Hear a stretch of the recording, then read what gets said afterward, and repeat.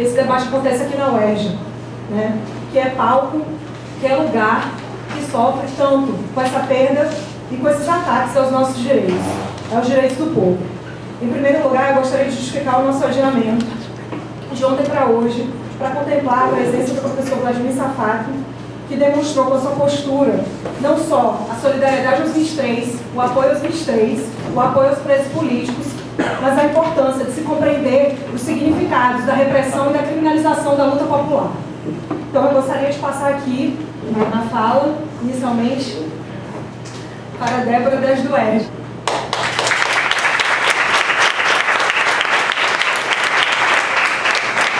Agradecer inicialmente a oportunidade de estar aqui nessa mesa com esses valorosos companheiros, e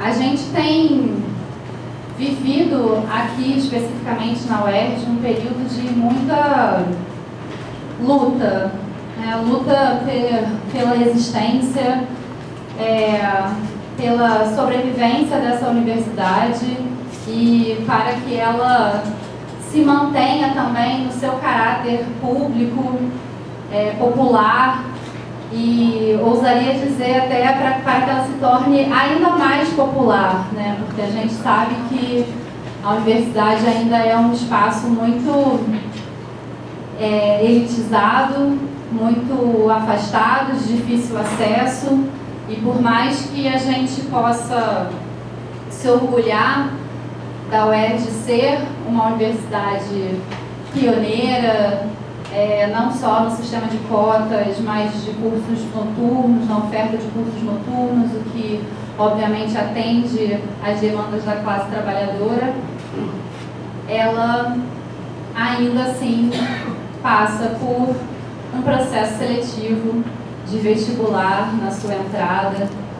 Ainda temos dificuldades de termos bolsas de permanência, ainda temos diversas outras dificuldades, às vezes subjetivas, mas não menos importantes, de permanência dos alunos e das alunas na universidade, e isso tudo não é para se desconsiderar.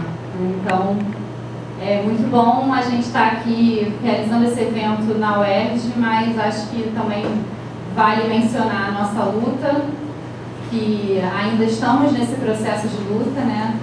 O ano eleitoral nos deu momentaneamente um respiro, mas o mês eleitoral já está daqui a alguns dias e não sabemos o que encontraremos depois, mas sabemos por certo que haverá muita luta e muita resistência para tudo que ainda enfrentaremos.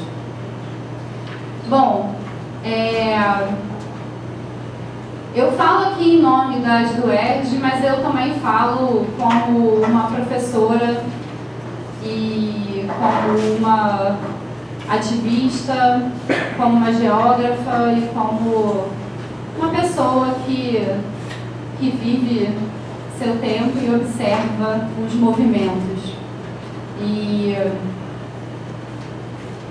a gente sabe que a conjuntura ela está se tornando cada vez mais difícil, e eu acho que a gente está aqui hoje falando especificamente dos 23, mas como uma representação do processo que a gente vem passando nos últimos tempos de criminalização da luta, né, dos direitos,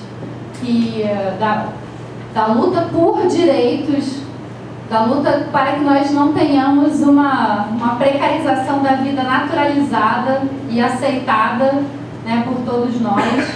E infelizmente a gente vê 23 companheiros que estão sendo feitos de exemplo para que as pessoas sintam-se oprimidas e não tenham coragem de ir à luta, de se colocar na rua, né, e se colocar para lutar. Esse processo não é tão recente assim, né? Se a gente for analisar a própria história da polícia e desde a sua existência enquanto um aparato institucional, um braço do Estado utilizado justamente para o controle social, né, e entendendo o seu lugar na nossa sociedade, e uma sociedade que demorou muito a abolir a escravidão e que, quando faz, obviamente não faz com um preparo adequado, né, para essa população. A gente sabe que o aparato policial ele é utilizado, não só o aparato policial, mas as instituições do Estado e as próprias leis que são pensadas para um controle social e pensadas justamente para que aqueles que estão acima nessa hierarquia social se mantenham nessa hierarquia e que tenham meios de reprimir aqueles que ousam resistir. E como temos, né, muitas pessoas na mesa, eu não vou tentar não me alongar, não sei quanto tempo, né, eu tenho, mas resumidamente, não é de hoje que a gente vê essa repressão. Acho que eu gostaria de mencionar o quanto me impressionou nessa campanha dos 23 a capacidade de articular diferentes movimentos sociais e de trazer, por exemplo, um segmento que é muito facilmente esquecido, né, que são as mães de vítimas de ações policiais, né, e que servem muitas vezes para notícias de jornais durante uma semana, jornais que fazem disso um espetáculo e depois são esquecidas. E muito me impressionou positivamente a capacidade desse movimento, dessa campanha também articular outros movimentos sociais e trazer para si a possibilidade de unificar as lutas, no entendimento de que todos nós precisamos ter força, não só para resistir, mas para se manter nas ruas, para se manter na luta e ousar justamente querer mais do que nos é oferecido, né? Não aceitar que essa precarização da vida, essa naturalização da precarização que a gente tem atualmente, que só piora, é algo que é normal, né? Na verdade, não é. E justamente por isso nós estamos na luta e vamos nos manter na luta e nas ruas, e eu estarei junto com todos vocês e a Julerge também estará junto com todos. Então, é isso. Obrigada. Boa tarde a todos os companheiros e companheiras aqui presentes. Eu queria saudar, né, todos os companheiros e companheiras que estão compondo aqui essa mesa e trazer uma saudação, né, para todos aqui em nome da Liga dos Camponeses Pobres, que tem organizado a luta dos camponeses pela aplicação da Revolução Agrária, pelo desenvolvimento, né, da luta contra o latifúndio em várias partes do país, e que nós sabemos, né, que na luta dos camponeses nós temos contado não só com a solidariedade, mas com o apoio ativo de companheiros e companheiras que estão aqui presentes hoje, né, que têm se somado, né, na defesa, né, da luta dos camponeses, na afirmação da importância da luta dos camponeses para o processo da luta popular do nosso país. Né? Então, a realização, né, desse debate, né, nós gostaríamos de agradecer, né, aos companheiros, ao companheiro do Sebrasco, né, pelo convite para que nós pudéssemos estar aqui participando, porque quando a professora, né, que antecedeu falou sobre como que a luta em defesa, né, dos 23 jovens que foram processados, e ela consegue mobilizar amplos setores, isso é uma questão muito importante que nós temos feito essa discussão, né, na luta dos camponeses no nosso país, ao avaliar qual que é a situação em que nós nos encontramos hoje, né, no nosso país. Porque esse processo e essa sentença, né, toda essa situação que nós temos vivido e que os companheiros aqui têm vanguardiado a luta por denunciar e por afirmar que lutar não é crime, né, da justeza, né, de que a juventude se levante e lute, de que as massas se levantem e lute em defesa dos seus direitos. E isso faz parte de toda a história, né, do povo brasileiro, né, porque a compreensão que nós temos é que, na verdade, apesar de todo o discurso e de toda a fachada, no Brasil não existe um Estado democrático de direito. Né? No Brasil, apesar de todo o discurso e de tudo que é apresentado, não aconteceu uma revolução democrática no nosso país, né? Continua existindo no nosso país as mesmas relações servis atrasadas, né? Uma condição de país semi-feudal, semi-colonial. Né? O nosso país não tem democracia, o nosso país não tem independência nacional, e isso se expressa cada vez mais na realidade do povo brasileiro. Né? A situação que nós temos vivido no campo do nosso país, né, com toda a propaganda que apresenta na cidade, que aparece na televisão, né, do agronegócio, do desenvolvimento, que a agrotech, agropop, na verdade, toda essa propaganda esconde uma condição, né, absurda em que se encontra a situação no campo do nosso país, né, com a manutenção do latifúndio, das relações de trabalho semifeudais que existiam, né, desde os tempos idos, né, ao longo desses 500 anos, né, de história do nosso país, que é baseado em quê? Na expulsão dos povos indígenas do seu território, das suas terras, né, da tentativa de genocídio dos povos indígenas, negando a eles o direito à terra, ao território, a seus valores culturais, aos seus, aquilo que torna a sua identidade enquanto povo, a sua língua, a sua cultura, os seus conhecimentos científicos, né, a situação que vive, né, o povo, nosso país no campo, né, como a professora colocou aqui anteriormente, houve a abolição da escravatura no papel. Agora, as condições para que os homens e mulheres, negros, pretos, que resistiram tanto à escravidão, que organizaram a revolta, né, dos malês, que organizaram os quilombos, cuja maior expressão é Zumbi dos Palmares, a esse povo foi negado o direito à terra, a esse povo foi negado o direito à educação, e eles foram empurrados para quê? Para continuar trabalhando para os senhores de escravos, para os coronéis de antes, ouvindo formar, né, uma massa de trabalhadores desempregados na cidade, e é uma realidade que persiste no nosso país até hoje. Né? Tanto que quando nós denunciamos, né, da violência que existe contra o povo no nosso país, ela é principalmente contra o povo pobre e o povo preto, porque a imensa maioria do povo brasileiro é diretamente ou tem a sua cor preta ou é descendente, né, dos ex-escravos do nosso país. Né? E essa realidade do nosso país, ela é marcada por inúmeras lutas. Né? Inclusive, os companheiros e companheiras, né, que se alçaram, que levantaram nas manifestações de 2013 e 2014, houve realmente uma comoção nacional que falava, não, o Brasil acordou, o gigante estava adormecido e acordou. Na verdade, o povo sempre lutou. O povo no campo sempre lutou, sempre enfrentou, né, o latifúndio, o Estado, a justiça, né, todas as formas de criminalização e de perseguição. Né, são inúmeros companheiros e companheiras, né, que foram assassinados na luta pela terra, pelo direito de ter um pedaço de terra, de produzir, de viver com dignidade.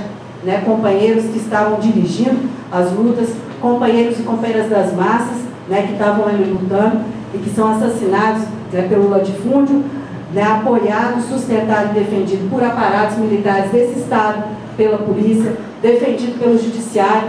Né, só a gente acompanhar do número de pessoas que foram assassinadas na luta pela terra no nosso país, o número de pessoas que são presas, de mandantes que são indiciados. Né? Nós temos um fato muito recente, considerando o tempo, né, que no ano de 2014, o coordenador político da Liga dos Camponeses Pobres do Norte de Minas e Sul da Bahia foi assassinado na cidade de Pedra de Maria da Cruz. Muitos companheiros que estão aqui presentes hoje participaram da manifestação que denunciou o assassinato do companheiro, que reafirmou a decisão dos camponeses de lutar pela terra, e foram presos 2 acusados do assassinato do companheiro. Um ano depois, eles conseguiram habeas corpus e estão andando em liberdade, como se nada tivesse acontecido. Existem provas e denúncias feitas inúmeras vezes de que as ameaças feitas ao companheiro Gleomar foram feitas por agentes da Polícia Civil da cidade mais próxima e maior na região, que é a cidade de Januário, e o nome dessa pessoa não foi em nenhum momento citado pelo processo que está promovido pelo Judiciário. Os mandantes, os latifundiários envolvidos, não são nem sequer citados. Né? E quando foi marcado o julgamento, diante da manifestação e da mobilização popular que aconteceu dias antes, a juíza adiou o julgamento e está sem data definida. Né? Então, todas essas questões, elas comprovam e corroboram que esse Estado que está aí colocado, aquilo que eu disse no início, nós não temos um Estado democrático de direito, ele é um Estado com todo o seu aparato, né? O judiciário, as forças policiais, o aparato ideológico também de formação, é um Estado que serve e existe para atender aos interesses das classes dominantes, né? Do latifúndio, da burguesia, do imperialismo. E a situação que nós estamos vivendo hoje no nosso país, em que nós vemos cada vez se agravar mais e recrudescer mais a violência contra o povo, é diante de um fato inevitável. Onde há opressão, há resistência. A luta de classes que existe no nosso país, de tempos em tempos, se agudiza cada vez mais. E no momento que nós estamos vivendo, não são mais possíveis medidas paliativas ou medidas cosméticas para poder tentar conter o levantamento das massas. De 2013 para cá, não tem um dia, não tem uma semana que você não fala, não vê notícia de que teve uma manifestação, teve um levantamento, teve um enfrentamento por terra, por água, por estrada, por saúde, por vaga na escola. O tempo todo o povo está lutando, porque as manifestações de 2013 e 2014, que os companheiros estão sendo criminalizados por ter tomado parte nelas, elas descortinaram uma realidade que estava encoberta por uma propaganda de que o Brasil estava desenvolvendo, de que estava tudo muito bem. Né? Quando o povo tomou as ruas, a partir desse momento, eles não conseguiram mais calar o povo brasileiro. E hoje, eles estão, sim, preparando um golpe de Estado militar contra-revolucionário no nosso país, e que está em curso, né, que a criminalização dos companheiros dos 23 jovens é parte disso. As tropas do Exército nas ruas do Rio de Janeiro, a intervenção militar em Roraima, as tropas do Exército em Suzano, em São Paulo, tudo isso faz parte. E eles estão fazendo isso numa tentativa de impedir, de conter o levantamento das massas. Toda a propaganda eleitoral, todos os candidatos e seus discursos bonitos não vão conseguir resolver os problemas do povo. Porque passou a eleição, entre a eleição e essa eleição, todos já tomaram participação nesse gerenciamento, e os problemas mais sentidos do povo brasileiro, eles têm se agravado cada vez mais. Né? E cada vez mais se afirma que o caminho que o povo tem é o de lutar. Lutar em defesa dos seus direitos, o direito de ter escola, o direito de ter universidade, de ter transporte, de ter educação, de ter terra, de ter saúde. E com isso, esse levantamento inevitável faz tremer os inimigos do povo, porque o latifúndio sabe que os dias dele estão contados, porque os camponeses vão tomar todas as terras do latifúndio.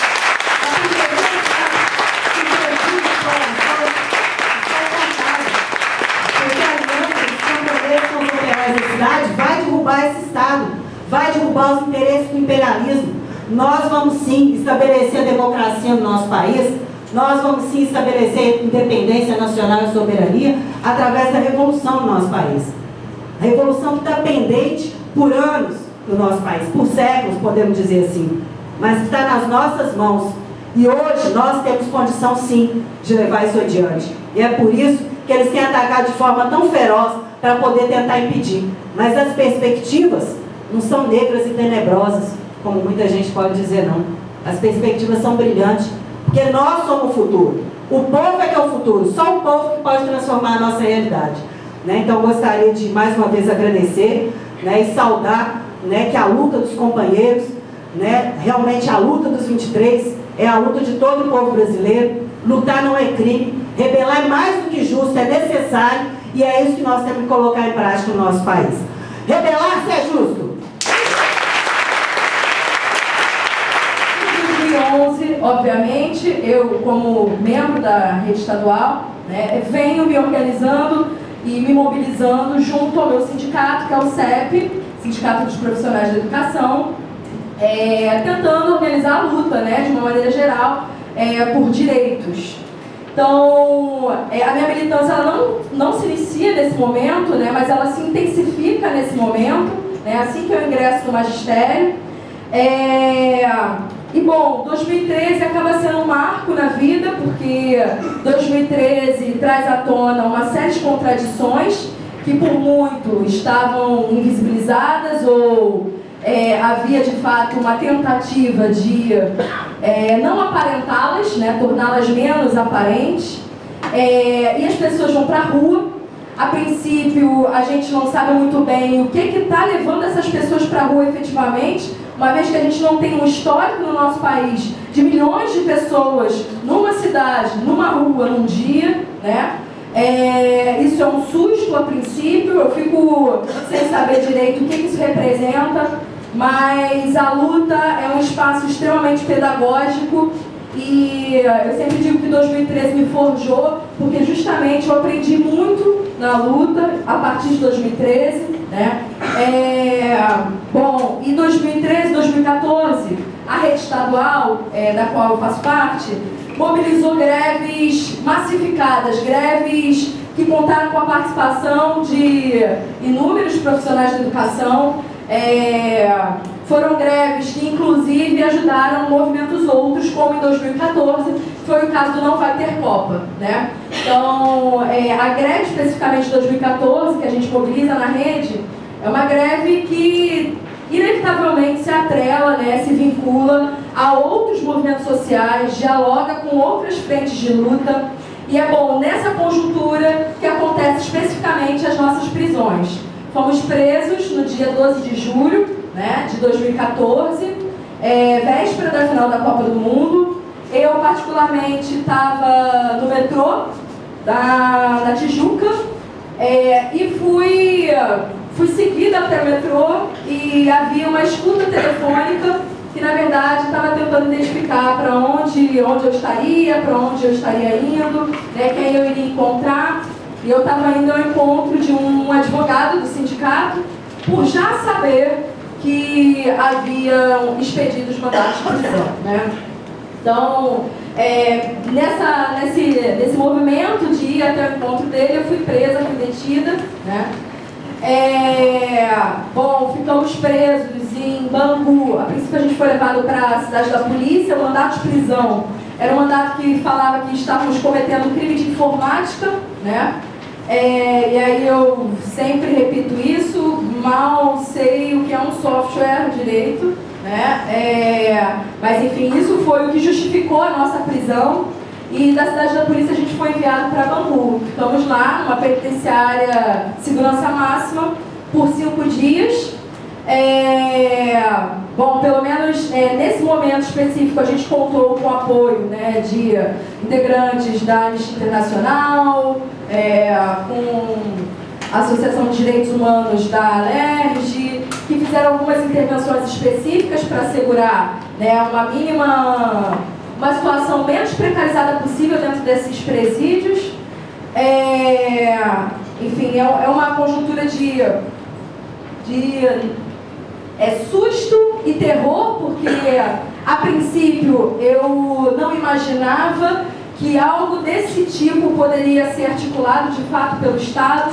Inocência minha, estava me mobilizando como tantas outras pessoas, sem entender profundamente, né, o caráter e a dimensão dos ataques, né, que a gente promove contra o Estado quando a gente se organiza. Então, diante disso, né, a gente logo em seguida conseguiu um habeas corpus. Dia seguinte do habeas corpus é expedido um novo mandato de prisão. Eu, dentre muitos outros companheiros, conseguimos assegurar nossa liberdade por esse tempo. A polícia ficou, enfim, promovendo uma perseguição, né, atrás de nós, até que um novo habeas corpus sai e garante que a gente responda ao processo em liberdade. Foram mais de 10 audiências durante o nosso julgamento. A Rede Globo soube do nosso processo, do teor do nosso processo, muito antes de nós mesmos, né? Só posteriormente que a gente ficou sabendo que a gente estava sendo acusado de organização criminosa, né? E organização criminosa armada.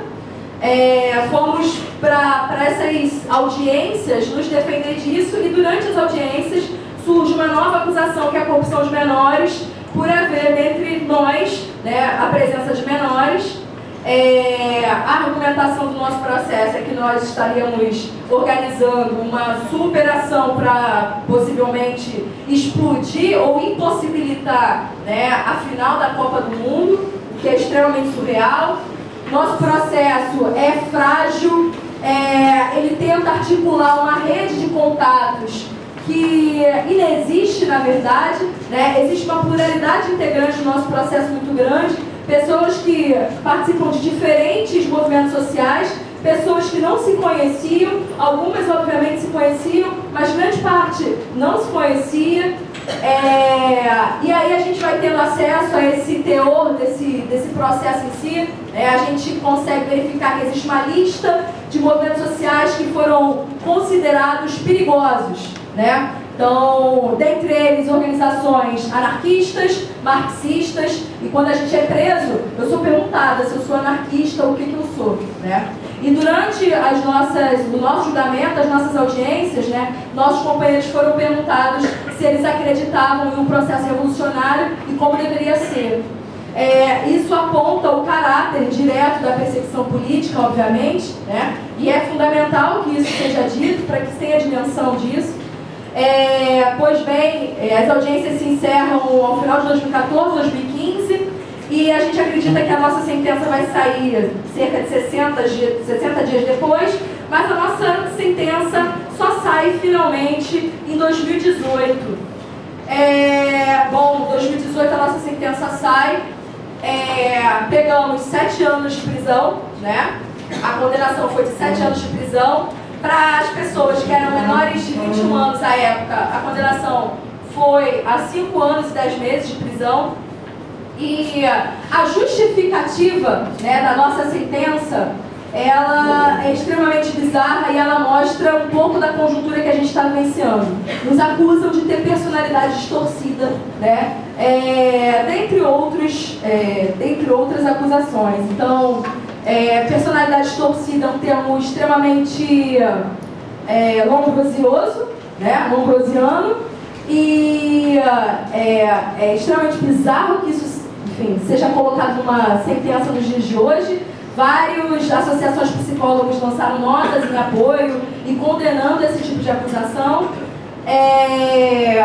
Bom, e aí a gente vê, né, nessa conjuntura que a gente está vivendo, a intensificação de uma crise de caráter político, de uma crise econômica para alguns, né, de uma crise que é forjada para, de fato, intensificar a lucratividade dos grandes banqueiros do nosso país, né, dos setores financeiros de uma maneira geral. A gente percebe uma crise institucional com muita profundidade, né? E a gente percebe, para além disso, para além das reformas que vêm sendo implementadas, para além da judicialização de toda a luta, da criminalização dos movimentos sociais, setores, né, que a princípio se colocam ao nosso lado, são extremamente oportunistas, né, investindo toda a sua força, toda a solução dos nossos problemas, né, no sufrágio.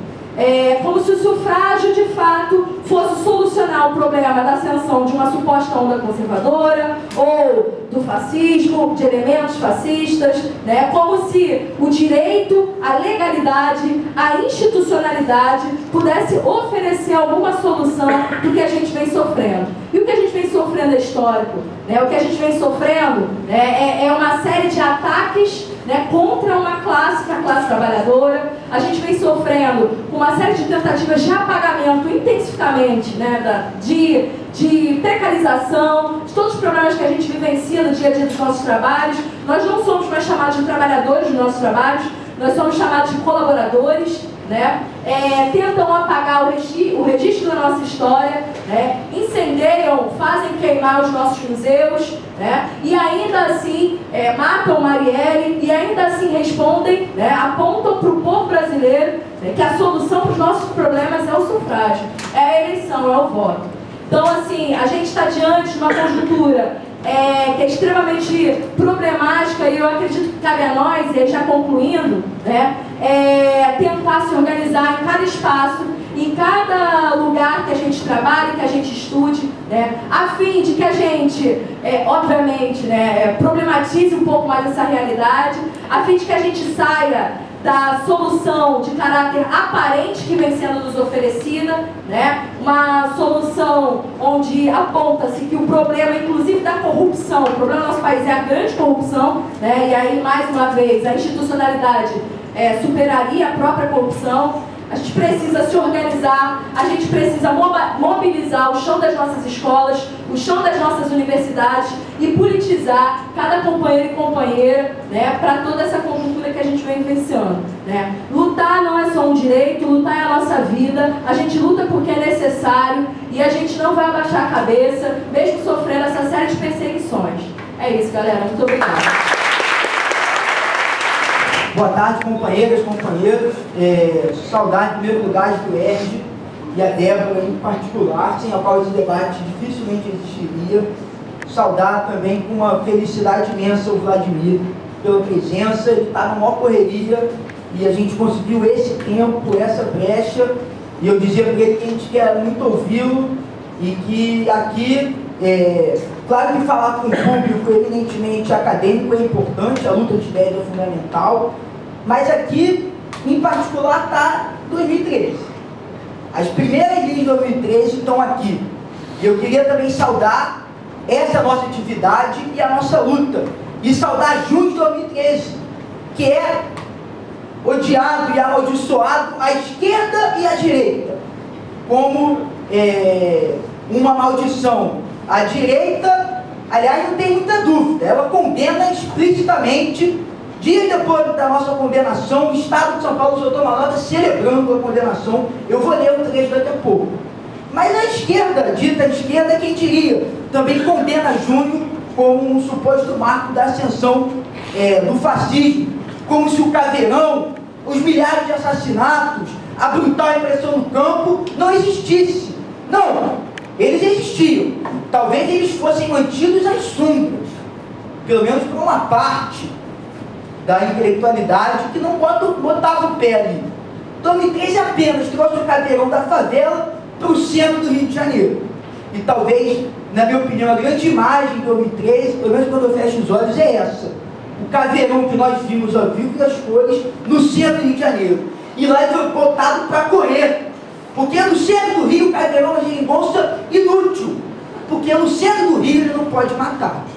Então saudar esses ventos puros, esses ventos de noroeste que foram em junho de 2013. Saudar Rafael Braga, condenado também, primeiro condenado em decorrência preso.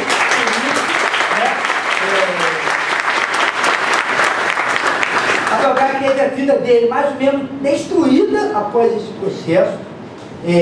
E saudar Caio e Fábio, acusados de disparar o rojão,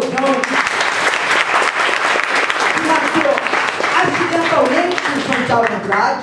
Eu os conheci na cadeia do Camburão, indo para uma audiência de Bangu, para o centro da cidade. E não podem estar aqui porque, ao conseguirem a libertação, em rumo a uma prisão domiciliar piorada, o Tribunal de Justiça colocou lá: eles não podem frequentar nenhuma reunião de cunho ideológico político. Isso está escrito no HC, na concessão da Ordem que os libertou. Não podem frequentar reuniões de cunho ideológico político. Eu vi as primeiras manifestações contra a Dilma, no início de 2015, eu vi na cadeia, numa cela. Aliás, elas não foram reprimidas. Porque, claro que ali não era só a direita, ali havia uma insatisfação, em vários sentidos, legítima, contra aquele desgoverno. Agora, a direita surfou ali, e ela não foi reprimida. E eu vi a Dilma fazer um discurso na TV dizendo assim: me orgulho de que no meu país ninguém é perseguido, como na minha época, por lutar por seus direitos. Eu vi isso na cela. E creio, é particularmente odioso. Porque agora, meus amigos, agora, nós temos uma grande vantagem. Todos estão gritando, porra. Todos estão vendo. Sabe? Nós, eu digo nós mesmo aqui, repito, aqui estão os radicais que atravessaram aquela maré sem tomar cargo do governo. sem correr atrás de edital. E é por isso que nós fomos condenados. Essas falas que antecederam, é por isso que nos condenam. Porque, vejam, é evidente que condenar um punhado de ativistas depois de 2013 é emblemático, e como a Rebeca disse, neste momento, particularmente, como o Vladimir disse naquele artigo fundamental na Folha, né, uma personalidade distorcida, é claro, isso é emblemático, é necessário uma punição exemplar. Mas também há um outro lado da moeda, e que não precisamos dizer, porque no Rio essa condenação atroz, porque no Rio essa repressão é levada às últimas consequências. Em São Paulo, inquérito parecido contra do mesmo tipo, organização criminosa, que foi o tipo que o Estado Democrático encontrou para criminalizar o movimento, sobretudo os mais combativos, sobre a vigência formal do regime democrático, fala que é uma quadrilha. Em São Paulo isso foi arquivado. Em outras partes do país foi arquivado. No Rio falaram primeiro que foi arquivado. Não foi arquivado, seria arquivado. Não foi. Depois falaram, não, mas isso passa depois da Copa. Não passou. Depois, não, mas o Itabaiana não vai conseguir condenar. Condenou. E nós temos dito para os companheiros que esse processo é muito sério. E que a disposição deles é levar isso sim até o final. Até o final, até baixar a cadeia para alguns de nós. Por que isso? Porque também aqui se expressou um movimento, em relação a 2013, o mais radical do país. Não só o mais radical quanto aos atos, o mais radical quanto à ideia. A ideia. Em junho de 2013, eu não vou entrar no juízo de valor, mas é uma comparação importante. Em junho de 2013, o MPL em São Paulo convocou a se retirar das ruas. Porque a direita, depois do 20 de junho, estava vindo com tudo e tal, não sei mais o que. Né? Aqui, montou-se no Fórum de Lutas um acordo para também deter manifestações. Nós rompemos com aquilo, fundamos a FIPA, Frente Independente Popular, que unia todos os movimentos combativos, não eleitorais do Rio. E nós falamos, não vamos nos retirar das ruas, porque a rua não é da direita, a rua é nossa. Sigamos, e seguimos, e seguimos. E a reação no inquérito policial diz, como já apurado pelas interceptações, o Popular Grampo, a FIP é a união de várias organizações que em votações plenárias decidem os rumos a serem tomados pelo que eles denominam movimento ou causa. A polícia não compreende, está longe de que pode ter uma causa. Dentre as organizações, temos duas mais radicais atuantes. A Organização Anarquista da Liberdade e o MPR, Movimento Popular Revolucionário. O MPR tem cunho comunista e o ATL nutre com ideologia anarquista. Isso é um inquérito policial que transpira a polícia política por todos os poros.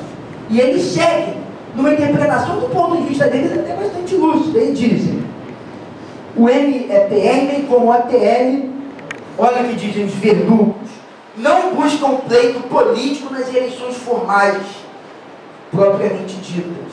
O ATL por ser fundamentalmente anarquista e o MPR por ter um cunho quase terrorista. Muito bem, é isso que está em jogo. Primeiro, não contestem a ordem. Na impossibilidade disso se realizar, porque de um jeito ou de outro nós lutamos. O problema é que nós lutemos. De um jeito ou de outro nós lutaremos, o povo lutará, ou ali que for. Mas se possível não lutem. Se lutarem, é por aqui. É segundo as regras do meu jogo. Fora dessas regras, cadeia deles. Essa aqui é a democracia burguesa, que nada mais é, como falava um grande escritor socialista chamado Jack London, que escreve no início do século XX um livro que me parece fundamental para entender o século XXI, chamado Tacão de Ferro, que ele fala, democracia burguesa, a ditadura do saco de dinheiro.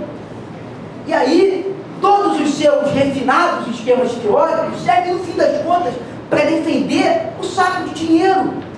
Nos dias seguintes da condenação, e aí nova luta entre nós. Porque alguns falam, que absurdo essa criança de Itabaiana. É um absurdo, é chocante, claro. Mas ela não é um ponto fora da curva. E aí o Estado de São Paulo lança um editorial chamado A Condenação dos Black Blocs. E diz, Aos que veem os atos de violência como manifestação política, resta o rigor da lei. A sentença condenatória assinada pelo juiz Flávio Itabaiana deve ser recebida, vejam bem, essa sentença de personalidade distorcida, essa sentença deve ser recebida como um libelo pró-democracia. Um libelo pró-democracia. Ao condená-los pelos graves crimes que cometeram, o juiz traça uma linha divisória entre violência pura e simples e o legítimo direito de protestar, o que fortalece a democracia. A democracia deles, evidentemente. A absolvição dos réus serviria apenas para cobrir de dúvidas o que deve estar muito bem delineado para a sociedade. Já não era sem tempo uma resposta do Poder Judiciário à altura daquela balbúrdia. E aqui a direita tem certeza do que é 2013. Ela fala balbúrdia. E outros textos falam pandemônio, baderna. Eles gostam do século XIX mesmo, né? Eles não saem do século XIX, da pior parte do século XIX. Eles não têm dúvidas sobre a interpretação daqueles acontecimentos.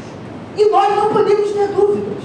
E essa é a primeira luta entre nós, defender em 2013 e ter claro que, através de muitos zigue-zagues e a aparente confusão, e de certo modo uma confusão que reina, mas aquelas condições que produziram o levantamento de 2013, elas não só se mantiveram, elas se agravaram tremendamente.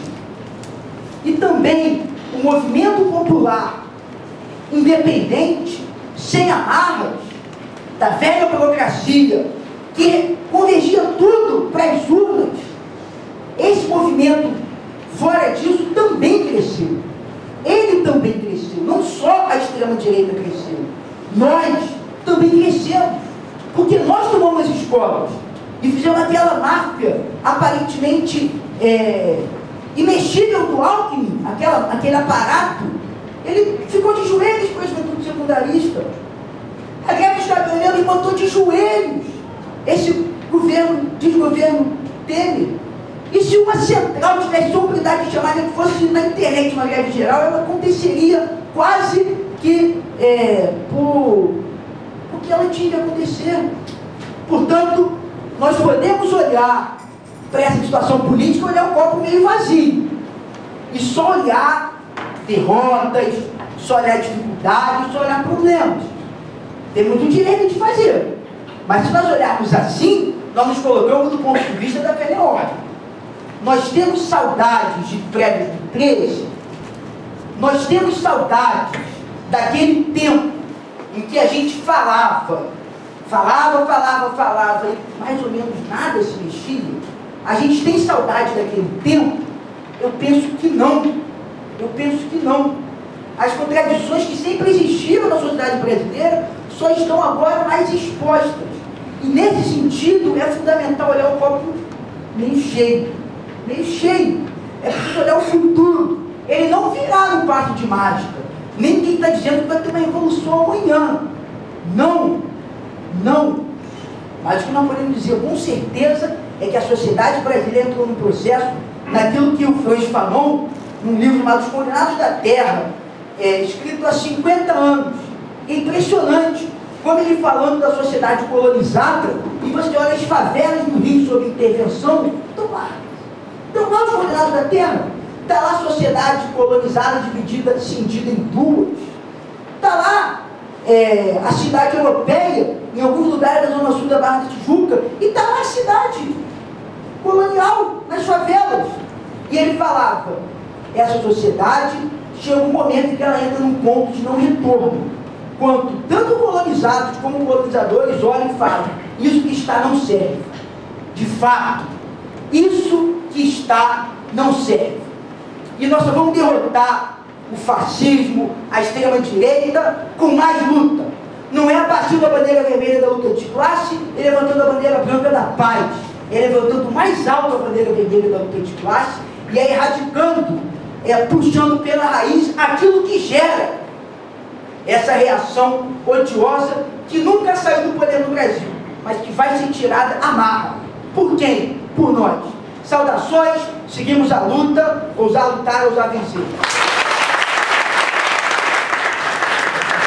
Então, inicialmente, eu queria agradecer o convite que me foi feito para vir até aqui, para poder participar dessa mesa, para poder ter esse debate junto com todos vocês.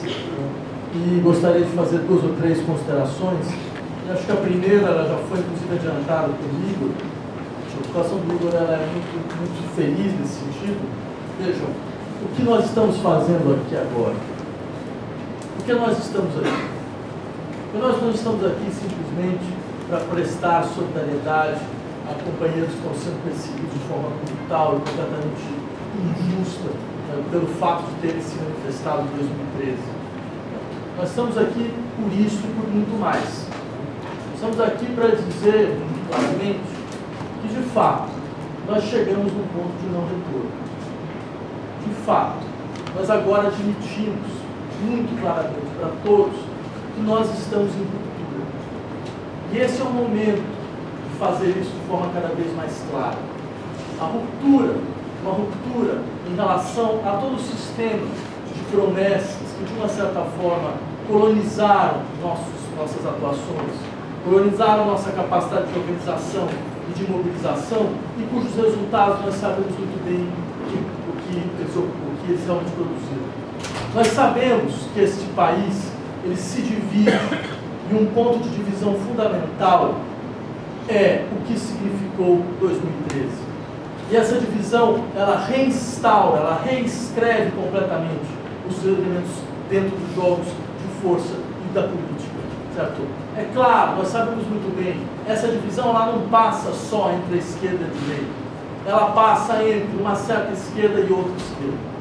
E essa segunda divisão, ela nos é ainda mais sensível, porque ela deixa muito claro para nós, certo? A consciência de, no final das contas, com quem nós podemos contar, quem de fato está conosco. Porque é sempre bom lembrar, esse processo, ele não começa em 2015, esse processo começa no governo Dilma. Esse processo que está agora criminalizando os 23, ele não é só uma produção agora do governo Temer.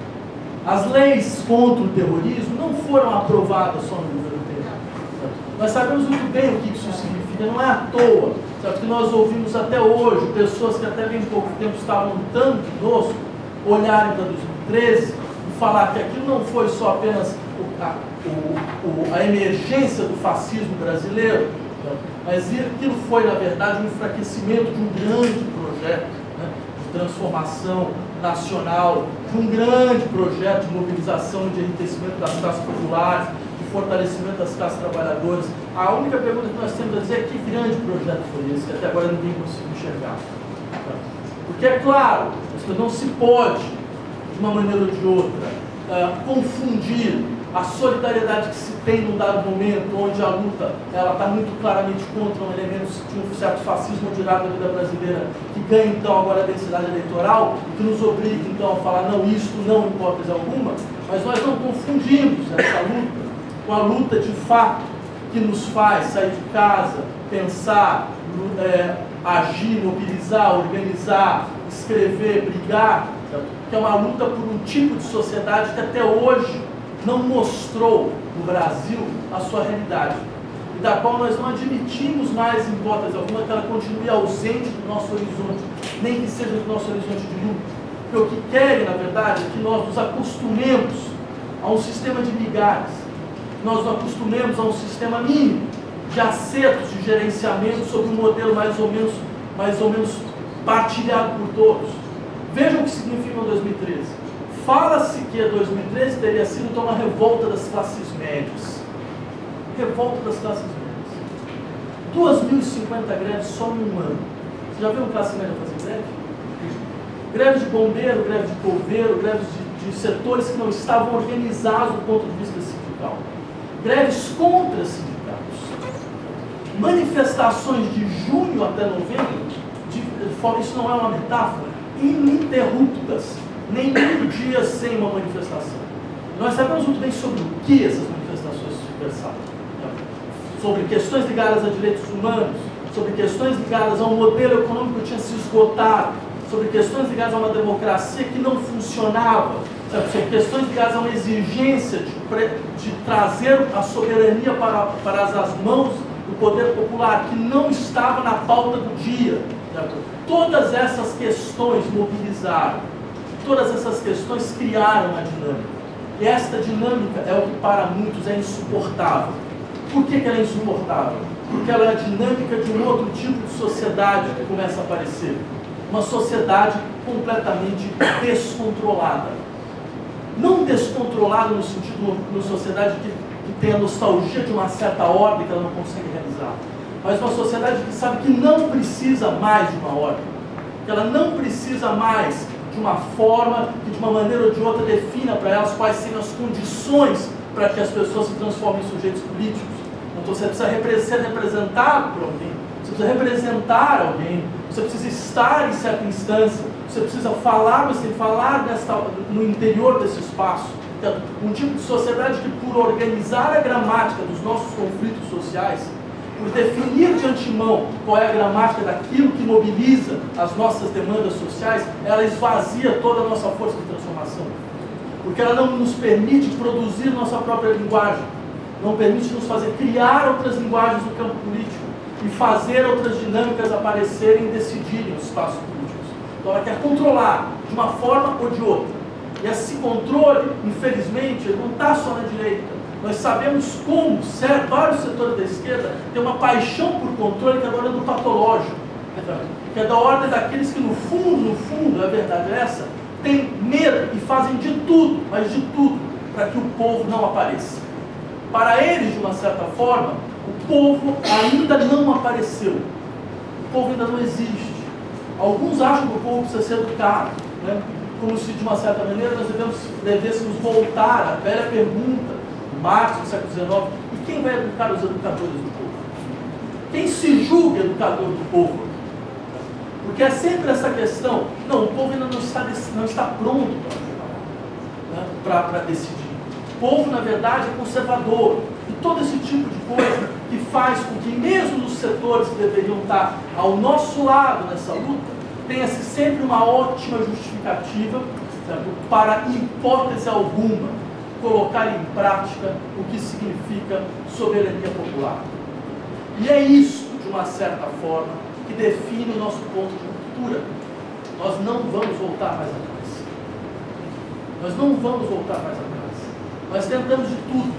Nós tentamos se relacionar a partidos, nós tentamos se relacionar a certas instituições, tentamos se relacionar a sindicatos estabelecidos, certo? Nós tentamos relacionar a associações, e nós sabemos muito claramente que, de uma forma ou de outra, certo? O que nós precisamos agora são formas completamente inusitadas de organização, que coloquem esses processos em curto-circuito, que mostrem de uma maneira ou de outra a força absoluta de um certo tipo de negação popular, uma capacidade popular de dizer não, isto não mais, nunca mais. Mas o que vocês querem? Pergunto todo momento. Certo? Como se de fato eles imaginassem que política, que a experiência política é essa experiência de arquiteto. O arquiteto que chega um projeto na mão, entendeu? E bota assim, então é assim que a gente vai construir, está vendo? Ó, sobe aqui, sobe aqui, sobe aqui, sobe aqui. Eles acham com essa pergunta, certo? Eles tentam esconder com essa pergunta, que no fundo o que eles fazem é anular, é apagar o que a política realmente é. A sua capacidade de abertura ao contingente, a sua capacidade de confiança no improvável, a sua capacidade de entender que é necessário fazer o movimento entrar em ação para que a imaginação possa se confrontar com as situações, possa mobilizar a sua capacidade prática e produzir novas situações. Então é claro, é óbvio que o que se procura dentro dessa dinâmica é desqualificar esta ruptura que nós estamos fazendo agora, que nós fizemos em outros momentos. Uma ruptura que estava muito claramente presente em 2013. Por que a imagem mais impressionante de 2013 é, entre outras, aquela imagem em Brasília da população indo em direção ao Congresso Nacional com o interesse de quebrar o Congresso Nacional? A polícia não consegue fazer nada mais do que empurrar a população para o lado e ela quebra o Palácio Itamaraty. Nunca na história brasileira vocês vão encontrar uma imagem parecida. uma desidentificação tão clara da população em relação àqueles que dizem representá-la. Uma desidentificação tão explícita da população em relação àquilo que aparece como as instâncias do poder. Porque esta, na verdade, é a imagem suportável. A imagem que a direita usa quando fala da balbúrdia. Sabe? Por que ela fala da balbúrdia? Porque, em última instância, ela procura fazer com que sujeitos reativos apareçam.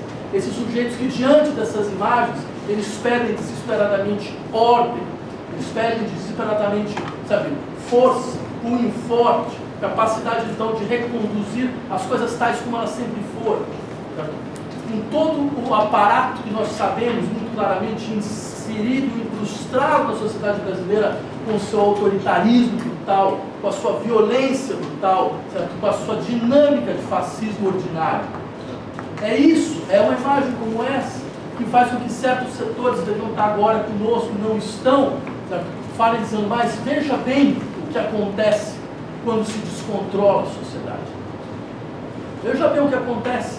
E tudo aquilo que foi conquistado, e tudo aquilo que foi feito, e nós sempre falávamos, bem, mas veja, enquanto isso que foi feito, isso que foi conquistado, não se transforme imediatamente, certo?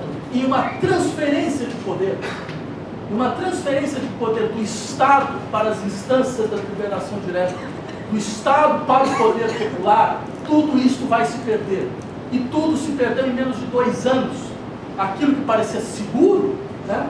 Porque se falava, não, vamos fazer um reformismo seguro, né? A gente vai aos poucos, a gente vai então assim, eliminando os atritos aqui, elimina os atritos ali, faz uma aliancinha aqui, tudo bem, mas sabe como é que é? A coisa é assim, a gente tem que saber, a gente tem um interesse maior, a gente vai precisar acertar uma coisa aqui, outra coisa aqui, outra coisa ali, mas vai ficar tudo garantido.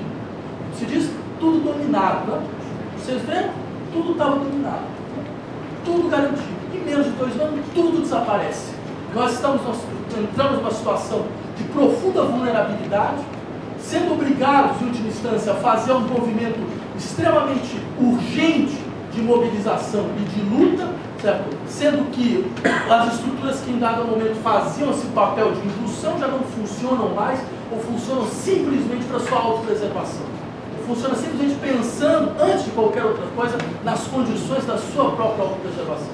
Ou seja, este processo nos enfraqueceu de forma brutal. Foram 30 anos que setores da população brasileira se organizaram, lutaram, se pensaram, certo? Tendo em vista a possibilidade mesmo de uma transformação radical da sociedade brasileira. Uma transformação sempre adiada, uma transformação sempre negociada, sempre colocada na balança.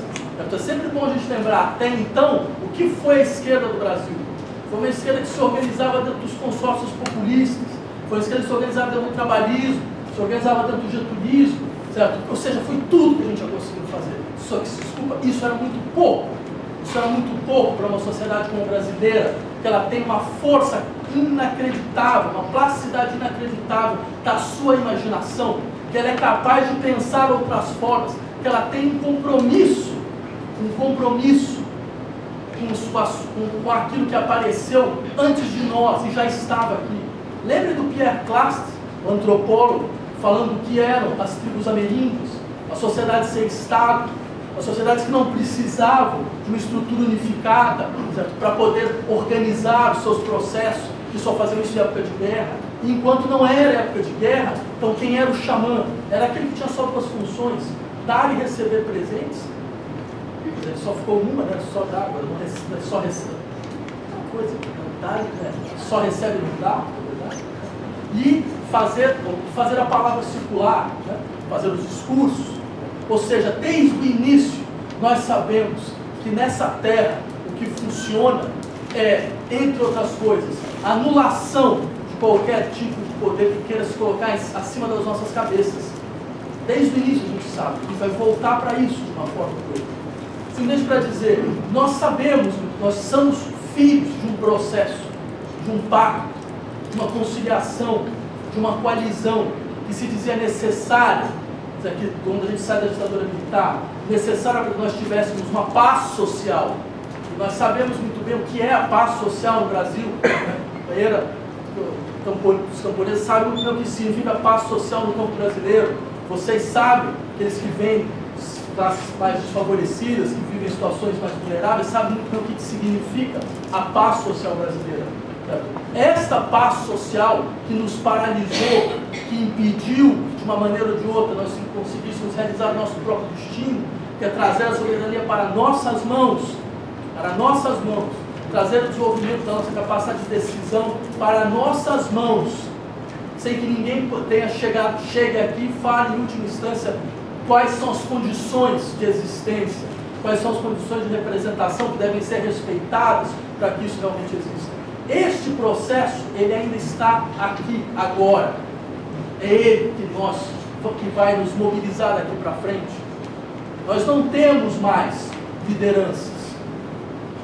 Nós não temos mais grandes estruturas. Nós não temos mais partidos. Nós não temos mais nada disso. Tudo foi queimado neste grande pacto nacional. Só que esta é a condição para que nós, de fato, comecemos a lutar uma luta que há muito tempo esse país espera. Uma luta que não precisa de lideranças, ela não precisa de grandes organizações, ela precisa de uma capacidade muito clara de dizer claramente a que veio. E durante tempos, muito tempo, nós fomos, de uma certa forma, inibidos a dizer o que nós queríamos.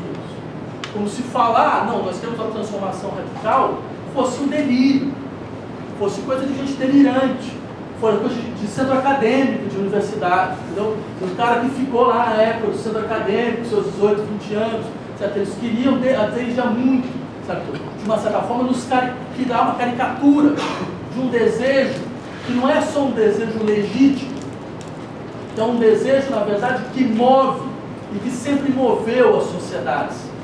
Um desejo que causa as transformações efetivas da sociedade. Eles queriam simplesmente que nós disséssemos: nós estamos aqui para lutar, para ter direitos. A gente quer muito mais do que isso. A gente não quer ter direitos. A gente quer uma sociedade completamente diferente. E nós temos esse é o único direito que nós queremos. Nós temos todo o direito de falar isso em alta e boa voz. Nós sabemos muito claramente até onde essa sociedade vai. E ela está muito longe do que nós entendemos por justiça, do que nós entendemos por igualdade, do que nós entendemos por liberdade. Está muito longe. É muito longe imaginar uma sociedade marcada pelos seus pactos mais escuros, marcada pelos seus sistemas de submissão do poder político ao poder econômico, ao ponto de que, se nós quisermos dizer de maneira muito clara, o governo brasileiro hoje é uma junta financeira. Quem é governo, quem é de fato, não é à toa que o candidato a presidente do partido que tomou de assalto o governo seja o seu ministro da Fazenda, o senhor Henrique Meirelles. Por quê? Porque ele era de fato o presidente, o representante direto do sistema financeiro brasileiro, dos banqueiros do interior do poder público, certo? Que tomou de assalto o poder público, certo? De maneira completamente explícita e evidente. É aquele que fica. É aquele que estava no governo Lula, é aquele que, de uma certa maneira, continua no governo Temer. É aquele que mostra muito claramente que a margem de manobra no interior desse modelo de conflito é uma margem de manobra mínima. E o que querem de nós? Que nós voltemos mais uma vez a brigar por essas margens de manobras mínimas? Nós devemos dizer muito claramente não mais. Nós fizemos isso várias vezes. Nós acreditamos várias vezes nisso. E foi aqui que nós chegamos, nessa situação de um pré-golpe de Estado, uma situação de enfraquecimento, de fragilização radical das lutas populares, no qual as lutas populares têm que ser feitas assim, com pessoas que estão com processos nas costas, com pessoas que estão prontas a ir para a cadeia, com pessoas que foram caladas de uma série de formas. É isso, esse foi o resultado. Então é contra isso que nós devemos entender, de uma vez ou de outra. Nós entramos em ruptura, não há mais ponto de retorno, não há mais como retornar. Porque nessas situações, eu terminaria um pouco aqui, nessas situações, a primeira coisa a se fazer, e isso aqui de uma certa maneira reconstitui a força das mobilizações, a força das lutas, a primeira coisa a se fazer é compreender como nós somos colonizados, porque tentam nos infectar e nos contagiar com uma certa melancolia.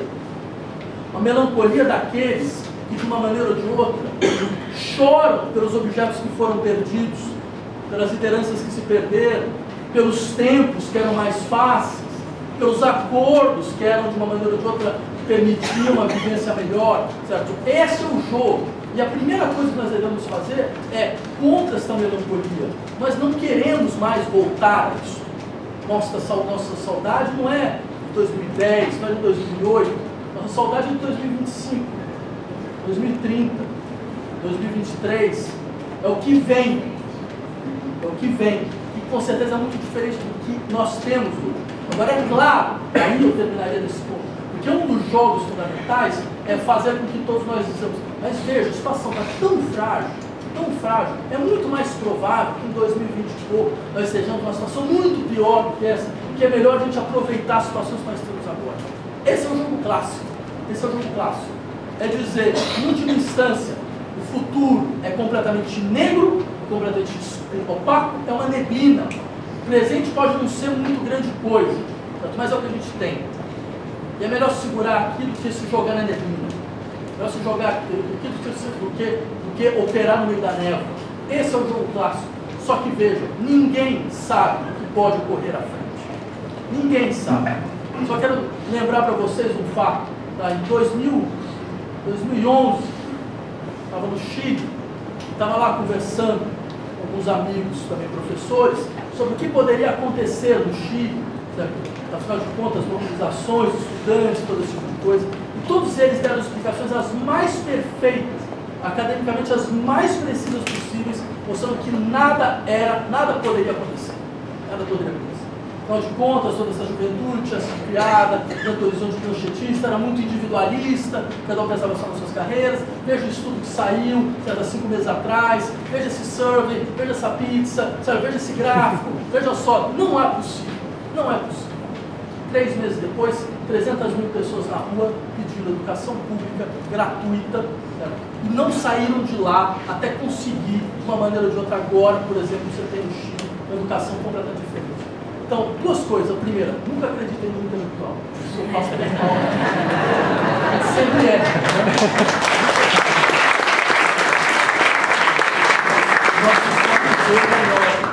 Mas a segunda é a história, ela pede ao mínimo humildade. Humildade. E essa humildade, ela está a nosso favor. Ela está a nosso favor. Ninguém sabe o que é um acontecimento. Ninguém projeta o que é um acontecimento. A gente tem que estar preparado para eles. Eles vão ocorrer. É isso. Muito obrigado.